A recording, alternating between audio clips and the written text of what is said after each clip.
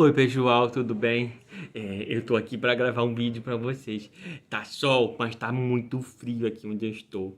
Eu tô com meu casaquinho, eu arrumei, tava assim me arrumando, assim, aí achei essa boina, tive a ideia de brincar com ela, tava assim, ó, tentando amarrar ela aqui, mas se eu amarro, minhas orelhas ficam de fora e fica frio. Entra frio que vai, entra por aqui e sai por aqui. Aí eu não quis não. Aí eu prefiro deixar assim as minhas tranças soltas. Mas o que eu queria fazer inicialmente era isso aqui. E isso aqui tem tudo a ver com o vídeo com o livro que a gente vai estudar hoje. Eu vou explicar. A gente vai estudar a carta de Paulo, que Paulo escreveu, Tito. Tito, ele escreveu uma carta para Tito. E aí o nome da carta, a Bíblia virou chamando Tito. Tio Paulo está mais uma vez preso.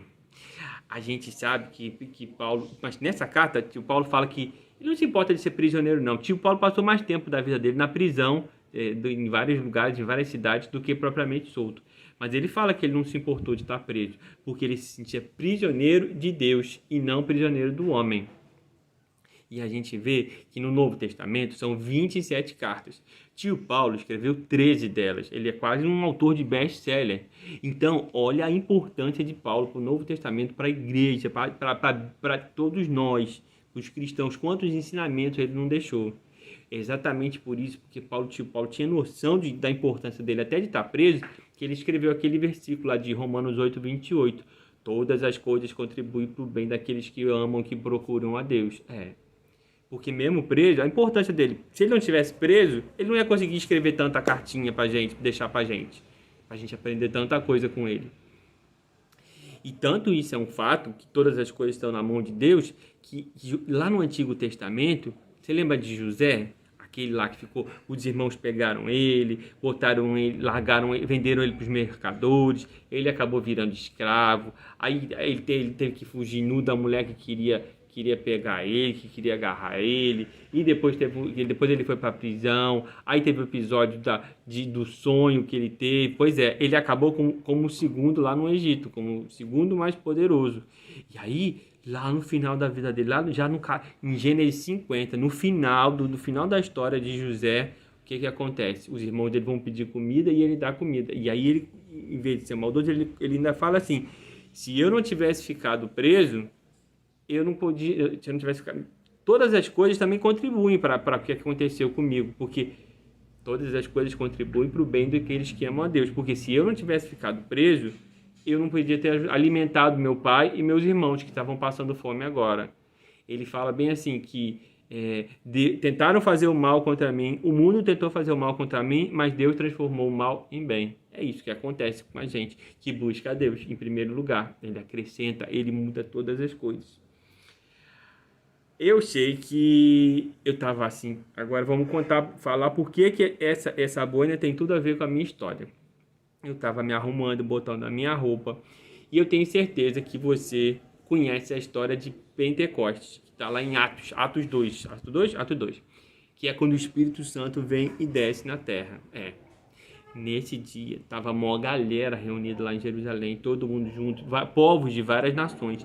E as pessoas não se entendiam, porque tinham que falar grego, tinham que falar aramaico, tinham que falar hebraico, cada um falava uma coisa diferente. E de repente, como Jesus prometeu, Jesus manda o Consolador, que é o Espírito Santo. Quando o Espírito Santo vem, todas as pessoas conseguem começar a se entender. Todo mundo entende a linguagem um do outro. E nesse dia, também tinha um pessoal da ilha de Creta, que eram os cretenses. Pois é, essa carta tio Paulo escreveu para Tito ir lá na ilha de Creta. Por quê? Os cretenses estavam naquele dia de Pentecostes. Passaram alguns anos e eles voltaram para cá, para a ilha deles, para o lugar onde eles moravam, lá na Grécia. O que aconteceu? Eles formaram várias igrejas, só que com o decorrer do tempo, as igrejas estavam tudo bagunçado. Os pastores estavam querendo só saber de dinheiro. Os jovens estavam fazendo mó bagunça. As mulheres fazendo mó zona, não cuidavam dos maridos. Estava tudo meio complicado. Então, tio Paulo escreve uma carta para o cooperador, para o amigo dele, Tito.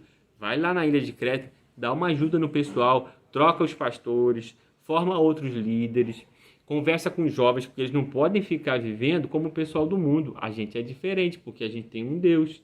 A gente serve a ele e ele tem certas normas que a gente tem que seguir, muitos mandamentos, muitas coisas que a gente faz nos incomodam. Então, o tio Paulo tem que ir lá para explicar isso tudo para o pessoal e para tentar mudar e melhorar, fazer a igreja as igrejas de Creta serem transformadas, tá vendo? Porque Jesus transforma a gente. É como tem aquela camisa amarelinha que a gente usa, Jesus transforma. E aquele pessoal não estava dando bom testemunho lá, estava tudo meio bagunçado. Então, por isso ele tem que ir. E aí é que entra a minha boina, porque tô com frio pra caramba aqui, e eu tava me arrumando, tava botando ela pra cima assim, botando ela pra cima. Quando eu botei ela pra cima assim, tentando botar ela no ar, isso aqui pra mim parecendo 2 chifres. Quando 2 chifres, eu lembrei de quem? Você talvez lembre de um personagem uma lenda do Minotauro.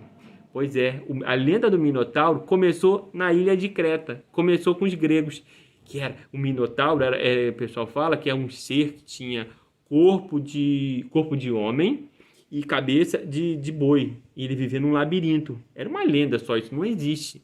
Tanto não existe que, agora que eu vou falar, existe, está aqui na Bíblia, no livro de Tito.